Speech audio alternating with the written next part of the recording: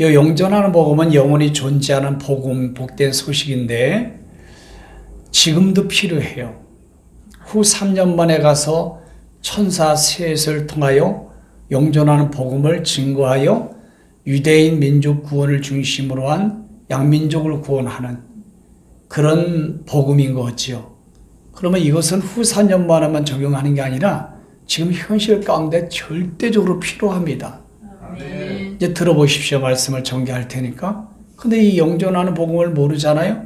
그러면 지금 배교할 수밖에 없고 믿음을 떠날 수밖에 없고 넓은 길로 갈 수밖에 없고 큰 음녀와 큰 성 바벨론에 자기도 모르게 동화될 수밖에 없는 상황으로 가게 되어 있어요. 이 영존하는 복음을 모르면 그래요. 예, 그래서 영존하는 복음 전 민족에게 그랬어요. 저기 보니까 민족, 모든 민족이라고 그랬잖아요. 종족, 방언, 아주 소수 민족까지 다 저 말씀의 복음이 필요하다는 거예요. 아멘. 자, 그럼 첫 번째가 뭐냐? 7절 말씀. 시작. 그가 큰 음성으로 이르되 하나님을 두려워하며 그분에게 영광을 돌리라. 이는 그분의 심판이 시간이 이르렀음이니 하늘과 땅과 바다와 물들과 근원을 만드는 이를 경배하라 하더라. 첫 번째는 뭐냐면은 하나님을 두려워해서 하나님께 영광을 돌려야 구원의 완성이 될 수 있다는 거예요. 이게 영존하는 복음 첫 번째입니다. 자, 그러면 보십시오. 하나님을 두려워하고 하나님께 영광 돌리지 못하게 하는 요소가 있다는 거 아니겠어요? 이 후사년만 때는 적그리스도가 그렇게 하는 거예요. 일곱머리 열불을 중심으로 열왕을 중심으로 적그리스도가 유대인을 통치하고 세계를 40달 동안 후 4년 동안 장악한다는 겁니다. 그래서 여러분 그 적그리스도를 두려워하는 거예요. 그러면 적그리스도를 두려워하지 말고 하나님을 두려워하라.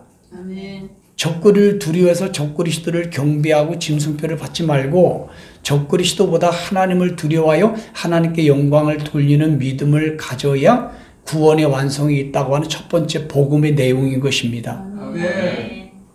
마태복음 10장에 보면은 네가 육체를 죽이는 자를 두려워할 거냐 몸과 영혼을 두려워하는 하나님을 두려워하라고 그랬어요. 이 세상 것들은요 우리 육체만 죽이지 영혼을 죽일 수 없어요. 그러나 하나님은 영과 육을 다 지옥에 보낼 수 있는 분이거든요. 그분을 두려워해야 된다는 거예요. 그럼 보십시오. 사람은 어떤 대상이 크게 두렵잖아요. 그러면 두려우면 거기에 복종을 하고 그거에 경배하고 그거에 예속이 됩니다. 지금 우리나라 봐봐요. 이재명이 두려움냐 윤석열 대통령이 두려움냐. 이재명 대통령이 두려우니까 이재명한테 대통령이래네. 그 이재명이 대통령 되면은 대단할 거고 힘을 발휘하고 대통령 되기 전에도 힘을 발휘하니까 이재명을 두려워하니까 이재명 편을 드는 분들이 얼마나 많아요. 아멘. 한신대는 70명인데 70명의 교수가 65명이 윤석열 대통령 탄핵에 사인을 했어요. 신학교도 감신대도 그렇고 장신대도 그렇고 한신대도 그렇고. 그럼 왜 그런지 아세요? 윤석열 대통령이 더 우습게 보이는 거예요. 이재명이가 더 무섭게 생긴 거예요. 그러니까 인천에 가니까 이재명이 두렵습니까? 그랬더니 거기다 예 하려다 말았어 내가. 지금 상황이 똑같은 거예요. 후 3년만 해도 네가 하나님이 더 두렵냐? 적그리스도 더 두렵냐? 적그리스도가 두려우면은 이제는 배교하는 거고 하나님을 더 두려워하면은 영존하는 복음을 지켜서 구원을 받을 수 있다는 거예요. 아멘. 여러분 보세요. 엄마 아빠가 있는데 엄마가 더 무서움으로 엄마한테 복종하고요. 아빠가 더 무서워 아빠한테 복종하는 거예요. 이 말씀이 그 원리라는 거예요. 그렇기 때문에 이 세상에 법이 아무리 무섭고 공산주의가 무섭고 김정은이가 무섭고 히틀러가 무섭고 더 시진핑이 무서워도 하나님을 더 두려워하고 무서워하라는 거예요. 복음이. 네. 지금도 똑같아요. 세상을 더 두려워하고 물질을 더 두려워하면요 하나님을 버리게 돼 있어요. 근데 하나님을 진짜 하나님이 무섭다. 하나님은 전지전능하신 분이고 하나님은 절대 주권으로 이 세상을 이끌어가고 아멘. 죽고 살리는 것은 여호와께 있다. 아멘. 그 하나님을 더 두려워하게 되면요, 오직 하나님만 영광 돌리게 되고 다른 건 두려웠지 않아요. 아멘. 근데 오늘날 교수를 중심으로 예수 믿는 목사와 예수 믿는 사람들 봐봐요. 하나님을 두려워한다면 어떻게 대통령을 탄핵할 수 찬성할 수 있겠냐고요. 하나님을 두려워하면은요, 절대 불의를 우리가 좋아할 수 없고 저 불법을 행하는 사람에게 여러분 지지와 옹호를 할 수가 없어요. 아멘. 근데 하나님이 영이기 때문에 눈에 보이지 않으니까 하나님을 우습게 여기고 하나님을 갖다가 경외하지 않고 하나님을 두려워하지 않기 때문에 세상을 더 두려워하는 거예요. 아멘. 이게 복음의 첫 번째 내용입니다. 아멘. 코로나 때도 봐봐요. 이 코로나 질병 조례법이 무서우니까 하나님을 더 우습게 보고 하나님을 두려워하지 않고 그 법에게 복종하여 영광 돌리잖아요. 지금도 똑같아요. 또 반대예요. 내가 하나님을 더 사랑하는 것보다 물질을 더 사랑하고 자녀를 사랑하고 멍에를 사랑하잖아요. 그러면 더 사랑하는 쪽으로다가 영광을 돌리고 사랑하는 쪽으로다가 여러분 배팅을 한다고요. 자기 인생 운명을 다 던진다니까요. 그걸 골로새서 1장 3절 5절에는 탐심이 우상 숭배로 말미암아 하나님의 진노가 임하느니라. 그 탐심의 우상이라는 겁니다. 근데 첫 번째가 뭐냐면 보십시오. 하늘과 땅과 바다와 물의 근원을 만드신 분이 누구예요? 하나님이시라니까. 창세기 1장 1절과 똑같은 거예요. 이거를 인정하고 받아들이고 인정하지 않기 때문에 내 속에 거듭남이 없고 성령이 안 계시다는 겁니다. 분명히 우주 만물을 창조하신 분이 만드신 분이 하나님이기다라는 것이 믿어진다는 건요, 성령이 속에 계시는 분이에요.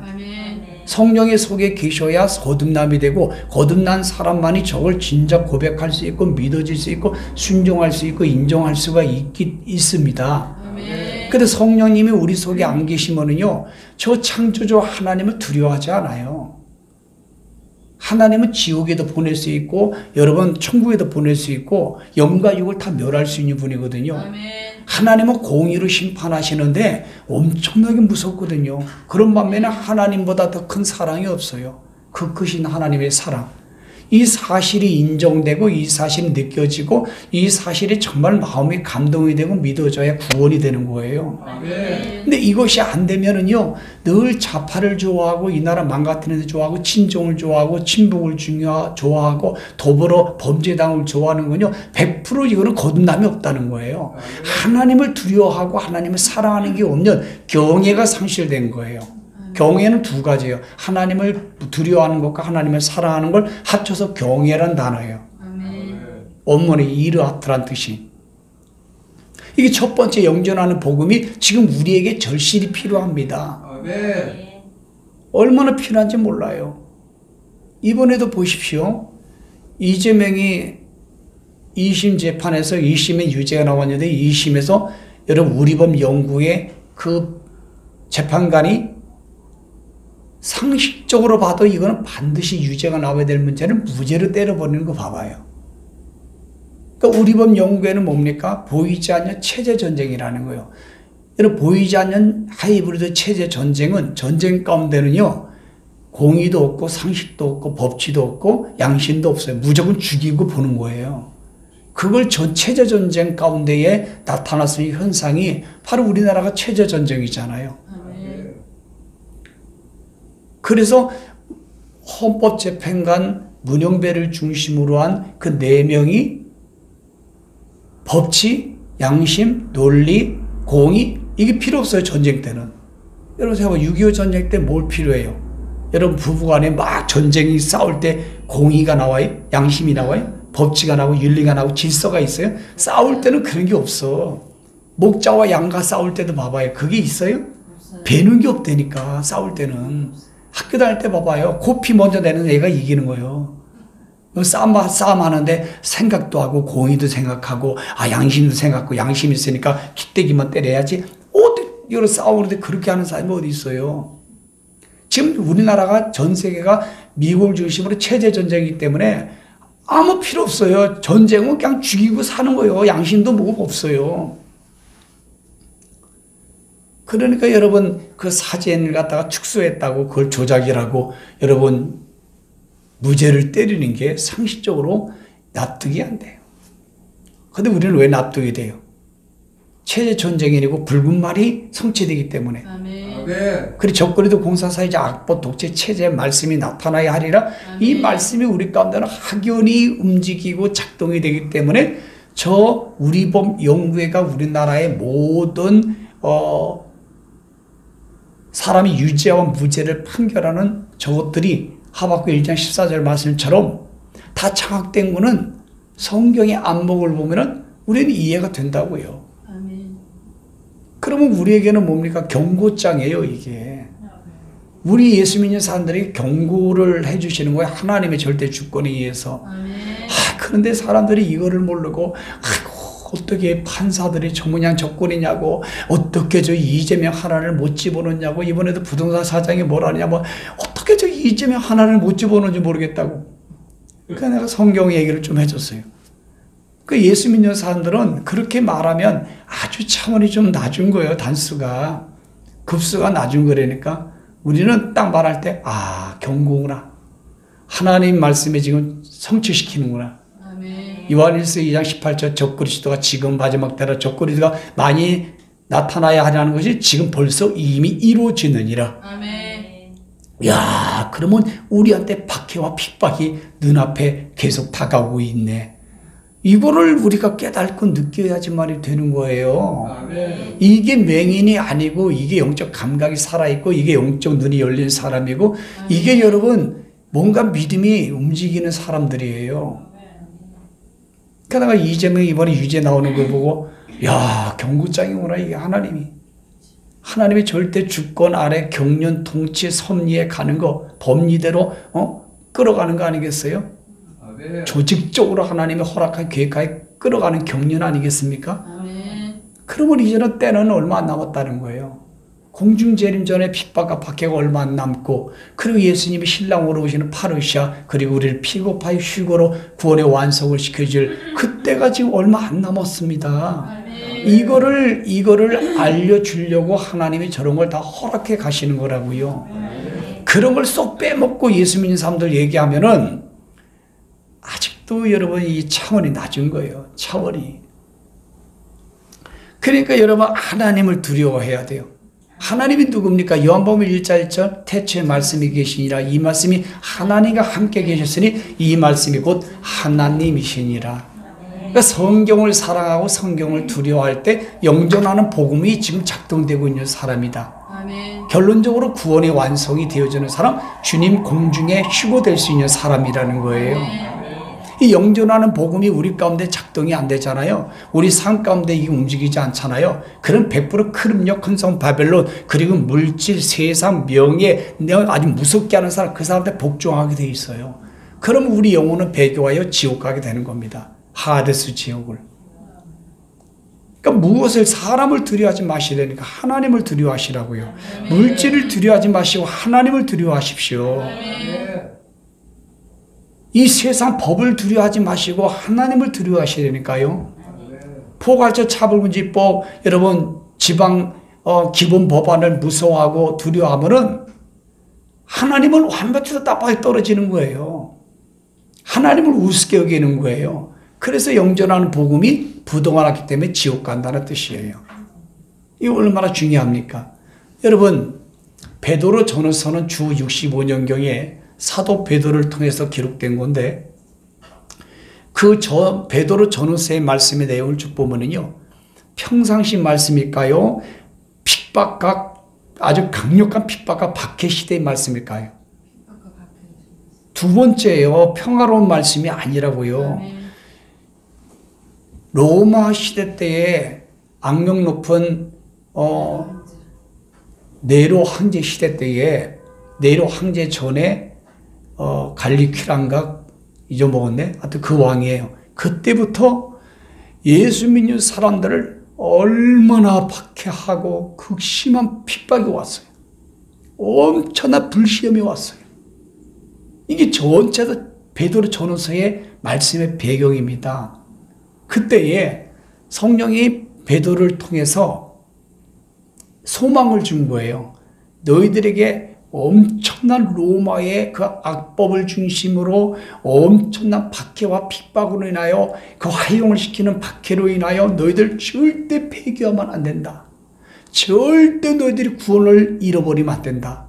그래서 베드로가 4, 5년 동안을 계속 여러분 강력한 마지막 때의 말씀을 가지고 그들에게 소망을 주고 또 이기게 만들고 배교하지 않게 만드는 메시지가 베드로 전후서의 전체 내용이에요. 그래서 베드로서 1장부터 시작을 해요. 1장 5절, 6절, 7절, 8절, 9절부터 시작하면요. 이렇게 말씀이 시작돼요. 마지막 때에 구원받을 수 있는 믿음이 무엇이냐. 이거부터 시작돼요. 개역 정성은 말세에, 원문에는 마지막 때에, 마지막 때에 구원에 이르는 믿음이 뭐냐. 이거부터 시작이 된다니까요. 됐어요. 뭐 띄워봐. 그러면 딱 보이지. 그럼 그게 뭐냐? 바로 여러 가지 엄청난 시험이 온다는 거예요. 그 시험이 뭔지 알죠? 로마 황제가 법을 만들어서 예수 믿는 사람들을 박해하고 핍박하고 불 잡아다 죽이고 불을 화형을 시켜버리고 이런 여러 가지 시험이 왔을 때에 잠시 근심하지 않을 수 없으나 구원이 기쁨이 구원의 완성이 올 걸 알고 기뻐하고 기뻐해야 된다. 이렇게 말씀하는 거예요. 1장 6절에. 그리고 나서 7절 말씀 가서 뭐라고 하냐면은 그 너희들에게 여러 가지 오는 시험이 믿음을 확실하게 만드는 그 불로 연달아도 없어질 금과 같은 믿음을 만들어내는 것이다. 결국은 예수께서 다시 공중재림할 때에 휴거되게 할 것이다. 휴거를 얻게 하여 구원이 완성을 얻게 할 것이다 라고 하는 게 바로 이 말씀이 시작되는 거예요. 그리고 나서 9절 가서 뭐냐면 결국 믿음의 목적이 뭐냐. 믿음의 결국 영혼의 구원을 받게 함이라. 저건 평상시 때 말하는 게 죽어서 가는 게 아니라 엄청난 박해와 핍박과 압박과 우리나라의 이 우리 법들이 장악하고 좌파들이 장악하고 여러분 이재명 범죄 집단이 장악하고 이럴 때에 배교하지 않고 마지막 때에 구원받을 수 있는 믿음을 통해서 하나님의 권능을 보호를 받아서 영혼이 구원받을 수 있다고 하는 말씀이 베드로 1장 9절인데 저는 문맥을 빼고 저걸 적용하면 틀린 거예요. 그 말씀은 뭐 성도들이 알겠어요. 목사들도 잘 모르는데 저 믿음이 여러분 우리 딱 죽어서 이제 나온 천국 가는 구원이에요? 네? 여러분들에게 사람이든 물질이든 악법이든 공산주의 체제든 어떤 것든 그런 거에 의해서 여러분 믿음이 강해서 마지막 때 강한 믿음을 통해서 배교하지 않고 구원의 완성을 이루는 믿음이 바로 저 믿음의 결국이란 뜻이에요. 근데 저 말씀을 옛날에 나 계시록 모르고 막 그럴 때는 나도 안 배울 때는요 막 이런 믿음은 우리 영혼을 구원받게 합니다 이렇게 설교해서 그건 틀린 거예요. 개인종말이 딱 와가지고 여러분 낙원 천국 가는 그 믿음이 아니고 지금 현재 살아있을 때 마지막 때의 말세에 구원받을 수 있는 믿음을 통해서 하나님의 권능으로 보호받을 수 있는 방법을 말하는데 그건 뭐냐? 많은 고난을 받아야 되고 많은 박해를 받아야 되고 많은 시험을 받아야 된다는 거예요. 그런 것들이 여러분들에게 지금 와 있다 그러면은 마지막 때에 구원의 완성을 받을 수 있는 그걸 여러분들이 주시고자 하는 복인 줄 믿으시길 바랍니다. 그럴 때 여러분 하나님을 두려워할 수 있는 영전하는 복음이 움직일 수 있고 누릴 수 있어요. 그런데 막 이런 것처럼 시험 때문에 낙심되고 좌절되고 상처받고 막 이래버리면은요 이제는 마지막 때에 구원받을 수 있는 믿음이 탈락돼 버려요. 자기도 모르게 그냥 배교해버려요. 다 배교해버려요. 그래서 4장도 그렇고 3장도 그렇고 모든 말씀 가면은 그 개한나의 영혼의 인내가 3장 19절 가니까 개한나의 영혼에 가서 복음을 선포했다는 게 뭐예요? 노아 시대 때 120년 동안을 하나님 오래 참고 기다려줬는데 복종을 아는 그 인간들이 거기 갔다는 거예요. 그러니까 로마 시대 때 엄청난 박해와 핍박 가운데 그걸 견디지 못하고 여러 가지 시험이 왔는데 그걸 견디지 못해가지고 개안 나갔다는 거예요. 그 개안 나간 사람을 의미하는 거예요. 지금 그 말씀이. 예? 20절의 말씀 가서 보면은 그럼 지금도 예수님이 얼마나 우리를 많이 오래 참고 기다려줬습니까? 그렇죠. 근데 8명밖에 못 갔다고 지금 베드로 목사가 여러 목사님이 지금 말씀하고 있잖아요. 성경을 통해서. 지금도 똑같아요. 누가복음 18장 8절 보니까 예수님이 공중재림 절에 엄청난 박해가 있잖아요. 적그리도 공산주의 압법 독재 체제로 인하여. 그래서 여러분 인자가 예수님이 공중재림을 때 그 믿음을 보겠다는 말씀이 마지막 때 믿음을 말하는 거예요. 그냥 편안하고 안락하고 믿습니다 이런 믿음이 아니고요. 저 인자가 공중재림할 때에 저 세상은요 엄청난 박해가 있습니다. 예수님 사람들에게. 그때 그 믿음을 인내하고 견디고 배배하지 않고 산속에 들어가 강야일처럼 만들어서 하나님을 두려워하고 그거에 복종하지 않기 위해서 그 믿음을 보겠다는 뜻이에요. 사람들은 저것도 인용하는 거 그냥 마지막 때는 말이야 인자가 올 때는 믿음을 보겠다 이렇게만 말씀 선포하면 틀리는 거예요. 야, 잘 알아들으셨어요? 아멘. 성도들은 저걸 읽으면은 저게 뭐야 도대체 이러겠지. 그러므로 오늘 첫 번째 영전하는 복음의 내용이 바로 이 똑같은 거. 사도 베드로가 목회할 때하고 초대교회 때도 그렇고 그 다음에 카타콤 시대 때도 마찬가지고 지금 영국, 유럽, 호주, 미국, 대한민국 할 것 없이 영전하는 복음 첫 번째가 지금 하나님을 두려워해야 돼요. 하나님을 사랑하고 하나님을 두려워하는 믿음이 확급동안 영전하는 복음 첫 번째가 살아있을 때 여러분 믿음을 저버리지 않고 넓은 길로 가지 않고 믿음 배교하여 지옥까지 않을 수 있는 말세의 구원의 완성을 이루는 강한 믿음을 소유한 사람이라고요. 그렇지 않으면 차라리 주 안에서 13절의 말씀처럼 주 안에서 빨리 네가 순교로 죽으라는 거예요. 성령도 그러하도다. 그럼 그들의 행한 상이 따를 것이다. 그러나 뭐 억지로 죽을 수는 없잖아요. 뭐 여러분 삽불난 데 가가지고 눈 감고 가서 죽어요? 응? 그럴 수는 없지 않습니까? 그거 떨어지면 다 자살인데 그럼 죽는 게 또 마음대로 죽습니까? 예? 그러므로 여러분 영전하는 복음 첫 번째 잘 기억하세요. 하나님을 두려워하고 말씀을 두려워하고 하나님을 사랑하고 말씀을 사랑하고 예수 그리스도가 우리에서 십자가에 물과 피를 흘리신 그 사순절의 기간 동안에 이거를 정말 기억하고 이걸 작동시키고 이걸 사랑하고 여러분 두려워한다는 거는 막 때려도 두렵다는 게 아니라 하나님의 그 어마어마한 사랑 아들을 내어주신 사랑 예수님이 우리에서 물과 피를 쏟으신 그 십자가의 은혜 이것 때문에 막 두려워하는 거예요. 그게 첫 번째 본질이 두려워한다는 뜻이에요. 그리고 하나님 무슨 분이다. 사람도 마찬가지예요. 저 사람이 나한테 목숨까지 던지고 정말 아낌없이 사랑하면 막 두렵잖아요. 그게 첫 번째 본질을 두려워하는 거예요. 그리고 두 번째는 뭐예요? 강력하게 무슨 분이다. 하나님 무슨 분이잖아요. 하나님 우습게 보면 안 됩니다, 여러분. 근데 사람들이 봐봐요. 하나님 얼마나 우습게 봅니까, 나서부터 얼마나 무섭게. 여러분 윤석열 대통령 다 찬성하는 사람 봐봐요. 하나님을 여러분 똥개보다 못하게 여기고 있어요.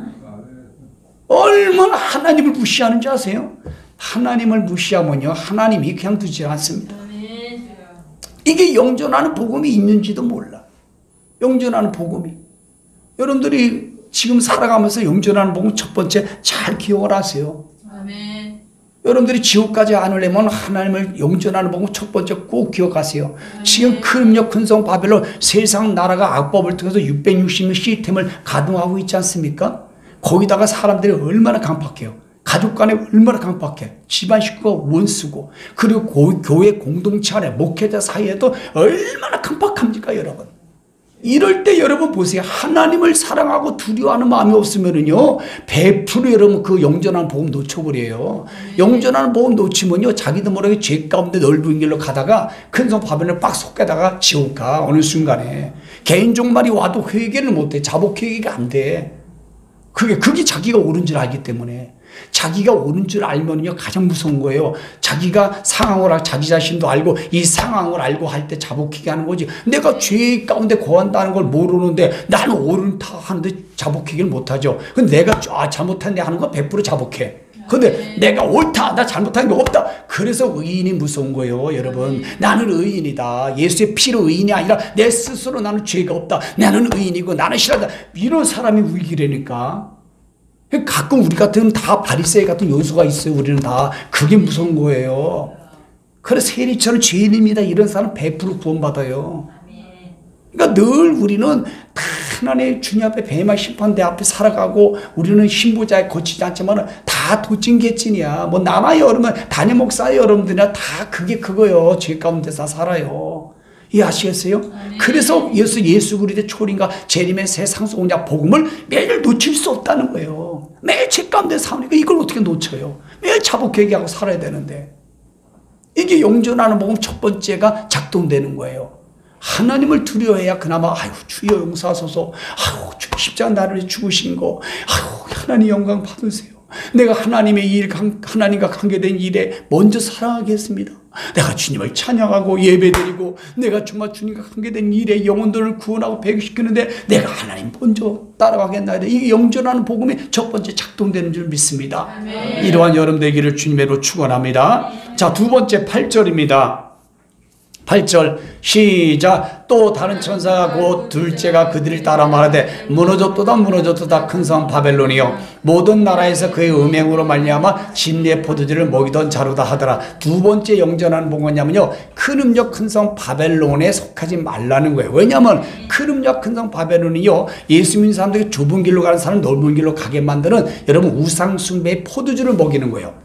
예수님이 공중제림 계시록 19장 11절 이하 보니까 여러분 진리 포도주 틀에 던진다는 게 뭐예요? 바로 이거 똑같은 말씀이 여러분 진리 포도주를 먹으면요 그거를 먹었다는 자체 때문에 진리 포도주 틀에 들어가 심판을 받아요. 주님 시장 재림 때. 지금도 마찬가지요. 여러분 진리의 이런 포도주가 얼마나 달콤해. 그러나 먹고 나면 하나님의 진노가 임하는 거야. 여러분 세상 WC나 로잔데라든가 이런 NCK 같은 거 봐봐요. 그래 교회마다 보십시오. 아이 뭐 차별금지법이 뭐냐. 여러분 장신 댓글은 뭐냐면 성소주자에 대해서 우리는 차별하지 않습니다. 차별금지법에서 우리는 하냐 이러고 있어요. 신대원 그 수련회 가가지고. 심각합니다 여러분. 그게 뭡니까? 포도주를 먹이는 거예요. 교수들이나 신학생들이나 목사들이. 그리고 또 자기 집안의 선임 양들은 뭡니까? 자녀 가족들에게 진의 포도주를 먹이는데 실상 거기는 하나님의 진노가 들어가 있는 거야. 아이 신앙생활 뭐 그렇게 해도 됩니다. 저렇게 해도 됩니다. 이게 다 지금 뭡니까? 진의 포도주를 먹이는 거예요. 달콤한 아유 복 받습니다. 예수 믿으면 형통합니다. 아이고 자녀가 잘 됩니다. 이거 뭐야? 모두 진의 포도주를 먹이는 거예요. 여러분 예수 믿으면 만사 형통해요? 그런 소리 하지 마. 성경이 없니 말하지 마라. 샤머니즘 우상숭배의 기복적인 신앙은 진내 포도주를 먹이는 무당과 같은 거예요. 예수 믿어도 사고 나고 병들고 다 죽고 우환 있고 경제 어렵고 다 해요. 우리는 그거는 상관없어요. 우리 신앙생활하는 거는 예수 믿고 어떤 고난과 역경이 와도 이길 힘을 받는 게 목적이에요. 그리고 끝까지 견디는 힘을 받아서 구원이 완성이 되는 게 예수 믿는 목적입니다. 뭐 예수 믿는데 무슨 장사꾼처럼 말해 목사들이 말이야. 에? 그러면 안 되는 거예요. 예수 믿는 사람은 그렇게 예수 믿으면 100% 구원에 확신이 없는 거예요. 히브리서 여러분 3장 14절에 우리가 신앙과 인생을 시작할 때 확실한 거 우리 천국과 지옥 아닙니까? 확실한 거 뭡니까? 광야 예비치 아닙니까? 확실한 거 뭡니까? 적그리 더 나타나야 핍박한다는 거 아닙니까? 확실한 거 두증인 아닙니까? 광야 예비치 아닙니까? 천년왕국 영원천국 확실한 거 아닙니까? 그 앞치 가면 천국과 지옥이 확실하잖아요. 끝까지 견고하게 붙잡았는데 그걸 붙잡지 못하게 느슨하게 만드는 게 다 목사 교수들이 한다 이 말이에요. 왜? 복 받아라 잘 될 것이다 뭐 핍박이 안 옵니다 뭐 아이고 윤석열 대통령 찬악하는데 아주 잘하는 겁니다 막 이래 뭐 자유신앙 해방신앙 뭐 별로 뭐 신앙을 짬뽕해 가지고 진내 포도주를 먹이는데 성도들은 아멘 아멘해요 막 입이 찢어져서 말해요. 여러분 오늘 예배 금요일 왔으니까 만사 형통하는 복을 갖다가 더블로 받으시길 바랍니다. 그러면 성도들은 입이 이만해. 그 진내 포도주를 먹이는 거예요. 그 메시지는. 이게 영존하는 복음 두 번째예요. 한국 교회가 유달리 여러분 샤머니즘과 복음이 섞여 있단 말이에요. 복음이 들어왔을 때 대한민국이 너무너무 가난하고 힘들었거든요. 그때는요 그들이 교회 데려오기 위해서 60년도 50년 때는요 예수만 믿으면 복 받습니다 이랬단 말이에요. 그 당시는 이해가 돼. 그런 성도들이 교회 오게 만들었다면 빨리 목회자나 교수가 빨리 바꿔줬어야 되는데 그게 지금까지 와버렸단 말이에요. 그러니까 이제 벗지를 못하는 거예요. 진내 포도주를 먹였단 말이에요. 여러분 포도주 먹어봐요. 얼마나 달콤해요. 먹고 나면 이제는 운전하다 죽어버려. 똑같은 거예요. 예? 달콤한 메시지를 좋아하면 안 돼요. 반드시 지금은 절대 죽습니다. 그건 50년대 60년대 가서 하는 거예요. 그때는 복음 사람들이 하도 안 오니까 너무 가난하니까 예수 믿고 교회에 오면 잘 되고 자식이 잘 되고 이렇게 그냥 그 복음을 전할 수밖에 없는 상황이 그랬단 말이에요. 지금 큰 성 바벨론에 여러분 들어가면 안 된다. 절대 속하면 안 돼요. 하루만은 무너져요. 18장에 보니까. 거기는 귀신의 처소요 각종 더러운 새들의 모임, 가증한 것들의 모임이라고요. 근데 교회들 봐봐요. 윤석열대는 탄핵을 외치는가 하면은 그냥 뭐 성적 동성애가 어떠냐 하는 데가 뭐예요. 그리고 또 뭡니까? 북한을 추종하는 그 사람 누구야? 성서공의 학자. 김일성의 제일 선임하는 학자 신영복이를 뭐 존경한다는 목사가 없느냐 뭐 대놓고 문재인 같은 거 신영복을 존경한다고 해놓고 이게 뭐 어디다 뭐 진내 포도주를 국민에게 먹이는 거예요. 이게 영전하는 복음 두 가지가 완전히 알지도 못하고 알아도 상실된 거야. 그럼 지옥 가. 이거는 100% 지옥 가요. 이거는 후 3년만 하면 적용되는 영전하는 복음이 아닙니다. 여러분 창세기 3장 때도 봐봐. 영전한 복음을 하와가 깨뜨렸잖아. 하나님을 두려워야 되는데 선악과 따먹으면 안 되는데 하나님을 두려워야 되는데 여러분 진내 포도주를 마귀 와서 먹이니까 딱 먹어버리잖아요. 먹는 순간 죽어버리잖아요. 정령 죽으리라. 그때부터 영전하는 법은 적용되는 거예요. 후 4년만은 적용되는 게 아니고. 잘 기억하시겠어요? 여러분들이 보세요. 돈, 명예, 권력, 자식, 사업 어떤 것 때문에 그것 때문에 여러분 큰 성 바벨론을 따라가고 여러분 하나님 말씀 외면되고 이러면 안 돼. 그러면 진내 포도주를 벌써 먹이던 자야 벌써 무너지는 거야. 큰 성 바벨론이요. 큰 성 바벨론이 된 거야. 내 성적 상태가.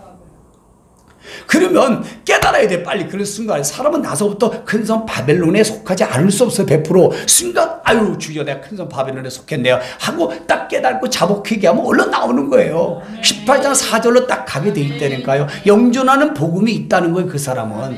근데 자기가 큰 성 바벨론에 속했는지도 몰라. 자기가 옳은지만 알아야 안 되는 거예요. 절대로. 예? 큰 성 바벨론에 속해 있는 사람은요 정말 5개로 가요. 변질되고 혼합되고 타협되고 그리고 인본주의 가고 그리고 죽어버린다니까. 이거는 큰 성 바벨론이야. 큰 성 바벨론 결국 뭐예요? 귀신의 처소예요. 각종 더러운 새들이 모이는 곳이에요. 이해되지요? 그 하나님이 심판으로 공의 심판을 무너뜨린다는 영전하는 복음. 이 나라 민족 봐. 포퓰리즘으로 이재명이 범죄자들이 막 국민에게 나눠준다고 그러잖아요. 막 포도주를 준다고 하잖아요. 막 인기를 가지고 어떻게든 간에 장악하려고 말이야. 그걸 백성들은 무지해가지고 좋습니다 주세요. 이거 큰 성 바벨론에 벌써 탁 받아먹고 진내 포도주를 딱 받아먹은 거예요. 저 진내 포도주를 먹이던 자가 먹인 걸 먹잖아. 교회도 마찬가지야. 목사들이 제일 많아 저거 먹이는 게. 그래서 예수님이 마태 23장에 교회에 가서 교인을 배나도 만들어 지국자식을 배나 만드는 거다.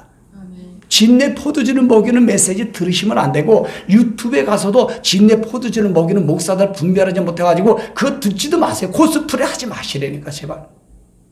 절대 코스프레 하지 마세요. 담임 목사가 가지고 지금 니카 말씀으로 무장하기도 벅차 죽겠는데 뭐 이것저것 들을 시간이 어디 있어요. 성경 구절 하나 암송하지 못하면서. 그건 교만해. 진내 포도주를 먹기 위해서 여기저기 여러분 판사 쇼핑하는 그 인간 나랑 똑같은 거예요. 그러지 마셔요. 예? 한 가지라도 잘하시라고. 한 가지라도. 여러분 진내 포도주를 먹이던 자 큰 성 바벨론 이거 조심하셔야 돼. 자식들이 먹일 수 있어. 남편이 먹일 수 있다니까. 부인이 먹일 수 있어요.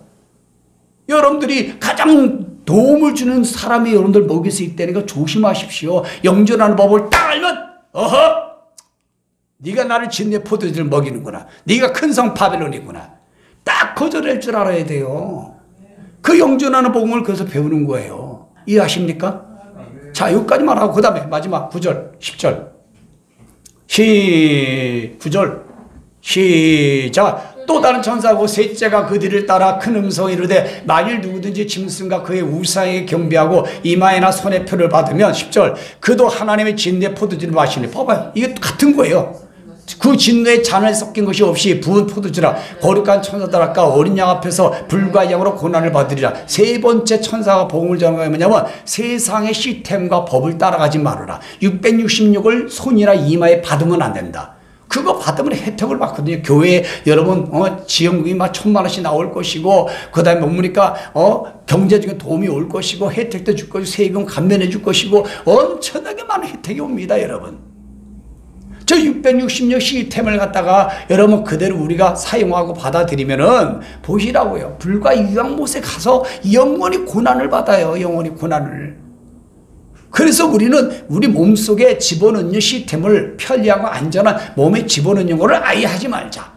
그래서 우리는 영전하는 복음을 안다면 불편함을 추구하셔야 돼. 예배당도 불편함을 추구하고 광야 예배처도 불편함을 추구하고 여러분들의 생활도 불편함을 추구하고 여러분들 타고 다니는 것도 가능한 버스나 지하철을 타시고 영전하는 복음을 알면 그렇게 몸이 훈련돼야지만이 되지 그 훈련이 안 돼봐요. 아무것도 못해요. 여러분. 아무것도 못한다니까. 이게 영전하는 복음 세 번째예요. 여러분 이거 적용할 수 있겠어요? 여러분 이 예배당이 우상 숭배가 된 것 때문에 여러분 그 하나님 누구다 같은 넘기는 거 봐봐. 지금 봐봐 전 세계가 여러분 그 빌리그람 목사님이 했던 수정계 봐봐요. 완전히 막 이상한 데 넘어갔잖아요. 수진 넘어가 선지기 넘어 다 넘어가 버리잖아요. 대형교회 봐봐요. 이 예배당이 우상 숭배가 돼가지고 그게 뭡니까? 두 번째 세 번째 영전한 복음 아니겠어요? 하나님을 두려워하고 하나님도 사랑하는데 예배당이 우리 일이 아니까 그걸 더 두려워하고 더 사랑하고 거기 들어가면 대단한 것처럼 느끼고 거기 들어가면 말이 진대 포도주가 나오는 줄 알고 아직 달콤한 포도주가 나오지. 거기 가면 돈 많이 받으니까. 그리고 뭡니까? 그 시스템을 따라가는 660 시스템을. 여러분 보이는 예배당이 666이요. 보이는 예배당이 큰 성 바벨론이에요. 조심하시라고 여러분. 어떻게 여러분 십자가 하나에 뭐 몇십만 원씩 하고 말해 몇 천원을 들여서 예배당을 짓냐고요. 완전 정신당 영전하는 법에 딱 걸린 거예요. 여러분 우리 교회가 여러 지하실 10평 가서 예배 드리면 안 돼요? 초대교회 북한하고 중국에서 예배 드리는 성도들 봐봐. 10평짜리 지하실 가서 가 묻혀가지고 말이야 주여 하도 우리가 편한 거예요. 그들보다.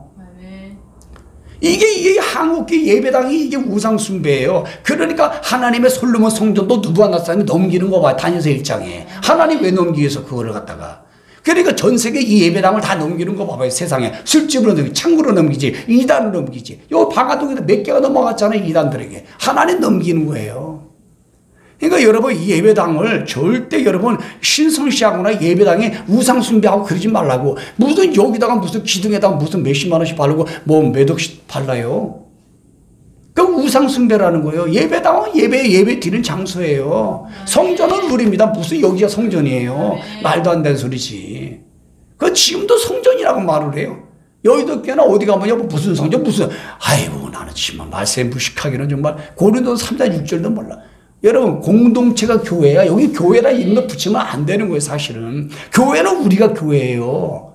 이해되세요? 그냥 여기는 예배당에 불러서 교회나 성전이라는 말을 붙이면 안 되는 거예요. 이거는 성경이 없는 겁니다. 그게 벌써 그 신성자는 우상숭배가 되고 마는 거예요. 그러니까 우리가 어쩔 수 없이 교회라는 단어를 붙이니까 우리도 세비전교회 이렇게 붙인 것뿐이지 사실은 교회가 세비전 예배당해야 맞는 거예요. 정상적으로 성경적으로 하면은 우리가 교회란 말이에요. 우리가 구원받은 사람들의 모임이 에클레시아 이게 교회란 말이에요. 그러니 큰 성 바벨론에 여러분 진내 포도주를 먹고 있지. 거기다 660템을 갖다가 우리 생각과 마음과 영에 지금 다 작동시키고 있잖아. 그러니 영전하는 복음을 못 지키니까 여러분 어떻게 회개를 하겠냐. 회개 못하면 개안 나가는 거예요. 회개 못하면 하나님의 진노 심판을 받고 그러다 휴거를 못되면 여러분 후삼전방까지 갈 수도 있어요. 예? 지금 이 나라 상 봐봐요. 전쟁 가운데 무슨 양심이 필요, 고의가 필요, 법치가 필요. 전쟁 때는 그냥 그런 거 필요 없어요. 전쟁 때는 축창 가지고 좌파들이 우파들을 찔러 죽이는 것밖에 안 한다니까. 전쟁 나봐 집안식끼리서 고발하고 죽이고 하지. 전쟁 때 양심이 필요합니까? 전쟁 때 이런 뭐 법치대로 싸웁시다. 우리 공의대로 싸웁시다. 내가 한 방 쏘면 너도 한 방 쏴야 돼? 내가 여기 기 잡았대. 너도 여기 기 잡았대. 뭐 그렇게 전쟁하는 거 봤어요? 지금 우리나라가 전쟁 중이니까 그런 거 다 필요 없다는 거예요. 그러니까 무조건 윤석열한테 복귀시키는 것도 전쟁으로 하는 거예요. 전쟁으로. 필요 없어요. 지금도 우리 신앙생활도 영적 전쟁이라 그런 게 다 필요 없다니까. 무조건 이겨야 돼. 이기는 자. 이겨야 돼요. 이기는 거는 뭡니까? 잘 피하는 것도 이기는 거예요. 권투할 때 봐봐요. 막 달려가기만 합니까? 다 피하기도 하잖아요. 다 이기는 거예요. 전략의 싸움에서는. 피하고 공격하는 거. 그래서 믿음의 방패를 방어고 말씀이 공격이잖아요. 영적 전쟁에서 에베소 6장 10절에 두 개 다 해야 되는 거예요. 그 예수님이 그걸 뭐예요? 잘 피하고 도망가는 광야 예비처의 재림의 상수군약 복음, 이것만이 이길 수 있는 니카고 될 수 있는 거예요. 이겨야만이 구원의 완성이 돼요. 그냥 개인종만이 와서 나가면 천국 가면 상관없어요. 그럼 우리가 살아있는 동안에는 반드시 이겨야 돼. 도망가서 이기든 그냥 싸움에서 이겨버리든 숨겨서 이겨버리든 이겨야 된다니까. 그러려면 영전하는 복음을 모르면 이길 수 없어요. 여러분 베드로전서 2장 2절에서 띄워봐봐요. 우리 영사모사 이 말씀을 하고 마치겠어요. 베드로전서 2장 2절 말씀 보니까 베드로가 목회할 때 로마 시대의 극심한 박해 가운데 지금은 아무것도 아니에요. 여러분 이제 한국 교회도 조금만 있어 봐봐요. 엄청난 박해가 옵니다. 이제 조금 보시니까 하여튼 1, 2년만 지나보세요. 이제 막 와요. 막 와. 피부적으로 미리 오기 전에 숨고 미리 준비하고 무장해야지. 지금도 봐봐요. 가장 친한 사람한테 얼마나 박해를 받아요. 얼마나 박해받냐고요. 예? 그 진내 포도주를 먹이는 메시지만 들으려고 하고 방언이 없다라고 말이 저 말씀 들다 광야 예비처를 왜 만드냐. 다른 게 목사들한테 데 가서 물어보면 그 사람들이 당연히 그거 이상하다고 그러지. 그래 안 그래요? 여러분들 다른 게 목사한테 물어보면 우리 세비정교회 송교 목사님은 광야 예비처를 준비하는데 목사님 이거 옳은 시요 아니지 판별해 주세요. 아주 똑똑하게 가서 그런 분이 없겠지. 그래서 제가 얘기한다 소리 하지 마. 여러분들이 성경을 믿고 성경을 보고 이게 합당하다면 제가 성경을 보니까 이렇습니다라고 하셔야지. 여러분 나이아가라 폭포에 모르는 사람한테 가가지고 나이아가라 폭포 얘기하면 되겠어요? 그럼 그 인간은 뭐라 그래요? 몰라요. 나이아가라 폭포 없어요. 그러겠지. 우리 교회 있다가 나간 사람들도 봐봐. 어디 가가지고 얘기하면 또 내가 가르치는 대로 다 바꿀지도 몰라. 이거 답답한 노릇이야. 답답할 노릇이야 이게. 예? 답답할 노릇이야. 여러분들이 앞으로는 가면 갈수록 이제 이런 거 저런 거 가까운 목회자 자는 사람 지인들 나가지고 막 이제 그 말씀 못 믿게 만들고 그 말씀 가짜라고 만들고 이상한 이렇게 만들 확률이 많으면 정신 바짝 차리시길 바랍니다. 영상 말씀도 정신 바짝 차리세요. 예. 어디 그러니까 아예 다른 게 유튜브나 목사들한테 상담도 하지 말고 하지도 마라. 그리고 제가 가르쳐 주지 마라. 여러분들 성경을 보고 가르쳐 줬으면 베레아 성도처럼 이 말씀 진짜 맞네. 우리 송목사님이 가르친 말씀이 내가 봐도 이성적으로 봐도 이 말씀이 정확하네. 그러면 여러분들이 그 말씀을 선포할 줄 알아야지. 이해가 되세요? 그것도 하나 못해가지고 무슨 예수 믿는 집사하고 실력자겠냐 이거예요. 뭐 창피하게 어디 가서 물어봐. 모르는 사람 여러분 대학생이 초등학생 가서 물은 거랑 똑같지. 그 대학원생이 여러분 그 초등학생한테 같은 물어보면 뭐라 그래요? 이건 모르겠어. 이거 틀린 것 같은데 잘못된 거 그러지 초등학생은. 그럴 사단이 그렇게 할 수도 있으니까 조심하시라고. 여러분 보세요. 여러분 우리는 갓난 아이들로부터 태어났다. 어머니는 갓난 아이들로부터 태어났기 때문에 여러분 순전한 온전한 신령한 말씀의 젖이라 신령의 말씀이에요. 원래는 어머니는 말씀의 젖을 사모하라 말이에요. 그러니까 베드로 시대 때 보니까 저 신령한 말씀의 젖을 사모하는데 배교를 하는 거야. 조금 어렵다고 힘들다고 밖에 왔다가 물질 없다고 사람 때문에 말 한마디 사람들 못 때문에 자꾸 배교 가니까 사도 바울이 뭐라냐면 너희들을 마지막 때 썩기지 않는 단단한 마지막 때 말씀에 그 말씀에 순수한 젖을 먹으라. 그걸 말씀하는 거예요. 예? 이거를 지금 말하면 니카 말씀에 순수한 말씀의 젖을 사모하라는 거예요. 왜 그러냐면 우리가 구원의 이들로 우리를 성장시키기 때문에 그래요. 마지막 때에 단단한 말씀, 단단한 니카 말씀에 이걸 갖다가 여러분 막 사모하죠. 아이가 태어나자마자 여러분 뭘 먹어요? 아이들이 태어나면 엄마 젖을 먹잖아요. 젖을 먹잖아요. 이해가 되세요? 그렇처럼 우리는 저거는 여러분 축복받으라 시편 23편 그런 말씀의 젖이 아닙니다. 히브리서 여러분 5장 13, 14절 말씀도 어린아이가 먹는 음식 그 단단한 음식 있잖아요. 히브리 시대 때는요 단단한 음식을 말씀하는 거예요. 그 어린애 같은 애들은 다 배교했다는 뜻이에요. 저게 단단한 말씀의 음식을 먹어야 말씀을 사용하는 자가 되어 장성한 자가 되어 구원을 지킬 수 있다는 거예요. 여러분 신약성경에 바울서인 초대교회 목회서신 보면요 거의 다 편안할 때 말씀이 아니에요. 다 환난 때 말씀이에요. 이거를 다 성경을 보면 다 답이 나오는데 이걸 갖다가 오히려 거꾸로 말씀을 선포해 주면은 뭐 어쩌자는 거예요. 이거 되죠? 그러므로 여러분들이 니카 말씀, 특별히 계시록 말씀을 막히들이 무서워하는 거, 그리고 내가 말씀 프린트 주는 거, 이거 악착같이 읽고 암송하고 또 영상 듣고 니카 말씀을 갖다가 젖을 사모해야 돼요. 아멘. 막 섞인 그런 상징적 역사지 이런 섞인 그런 말씀의 젖이 아니라 순전한 신령한 젖이 아니라 여러분 저기 뭐라 온전한 말씀의 젖을 사모하라 이렇게 해석해야 돼 원문에. 아셨죠? 그거를 먹지 그거를 읽고 싶고 먹지 않으려고 하면 저를 보세요. 이거 맞아요. 아이들이 딱 태어나는데 엄마 보고 젖을 안 찾아 젖을 안 먹을래 그러면 애가 어떻게 된 거예요? 네? 병든 거예요. 그러니까 여러분들 봐봐. 새벽의 성도 여러분. 여러분들이 병들었는지 안 들었는지를 잘 보시라고. 왜 계시록 읽기도 싫고 듣기도 싫어하고 암송하기도 싫고 이거 그래서 병든 거예요. 틀림없잖아요. 저도 요즘 막 힘드니까 밤낮을 잃어버리니까 병든 거예요. 첫 번째 거듭나무 문제 아세요? 니카 말씀 특별히 저건 니카 말씀이라고 그랬어요. 시편 24편 여호와는 나의 목자시니 이런 게 아닙니다. 시편 18편 여호와는 여호와 하나님을 사랑하는 자 뭐 이런 거 아니에요. 저게 마지막 때 박해 가운데 그 섞이지 않는 니카 말씀의 젖을 사모할 때 이 사람이 진짜 거듭난 사람이고 아기가 성장하는 사람이요. 여러분들이 막 계시록 읽기도 싫어하고 집에 가서 프린트 읽지도 않고 영상 듣지도 않고 여기저기 벌써 병든 거예요. 아기가 벌써. 여러분 구원에 이르도록 성장이 안 돼서 진다고요. 마지막 때 구원을 완성을 이루는 믿음이 약화돼가지고 마귀에게 확 붙들려 두루다니며 베드로서 5장 8절 베드로를 우르다니며 30자를 쳤나니 마귀가 가장 무서운 건 계시는 말씀 아닙니까? 이거 집중적으로 읽으시라고요. 이게 바로 이 마지막 때에 아주 온전하고 섞이지 않는 그 마지막 때 말씀의 젖을 사모하는 거예요. 이거를 갖다가 읽기 싫어하고 먹기 드시라고 눈으로 기는 먹기 싫어하면 여러분 병들었지. 병들면 마귀한테 장악돼요. 이해되십니까? 근데 왜 그렇게 집에 가면 이거 안 하려고 영상 틀어놓고 자야 되는데 안 하려고 하는 문제잖아. 안 하려고 하다 나한테 싸움 해가지고 나간 사람도 있잖아. 공부하기 싫어가지고. 학생들이 공부하기 싫으면요 벌써 팔다리 고생해. 병든 거야 학생이. 똑같아요. 나도 목사지만은 기도하기 싫고 마지막 때 말씀 막 연구하기 싫고 막 이런 거 막 전화하고 준비하고 이러다가 벌써 목사가 병든 거예요 벌써. 병들면 끝난 거예요 여러분. 병들었는데 어떻게 여러분 예수님의 신부로서 온전하게 맞을 수 있겠어요? 병든 거는 마귀의 밥입니다. 그러면 여러분 오늘 영전하는 복음 3가지 꼭 기억하시길 바랍니다. 첫 번째 뭐예요? 하나님을 두려워하고 하나님께 영광 돌려라. 두 번째 뭐예요? 큰성 바벨론의 달콤한 진내 포도주를 듣지도 말고 먹지도 말아라. 세 번째 뭐예요? 짐승의 표를 갖다가 누리고 편리와 안전을 해서 따라가지 말라. 그러려는 방법이 뭐예요? 마지막 때의 니까 말씀에 순전한 젖을 사모하란 말이에요. 밥을 많이 먹어야 이기는 거예요. 나도 오늘 그냥 아침에 쓰게 먹고 한 끼 먹고 10시까지 얼마나 피곤한다. 이렇게 잠을 많이 자본 적이 없어요. 푹 자고 나서 밥을 딱 먹으니까 힘이 생기더구만.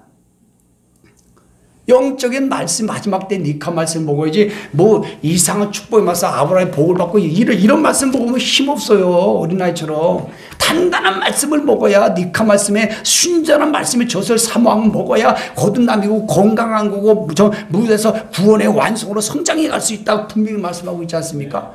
그게 영존하는 복음 3가지 꼭 기억하는 여러분 되기를 주님의 이름으로 축원합니다.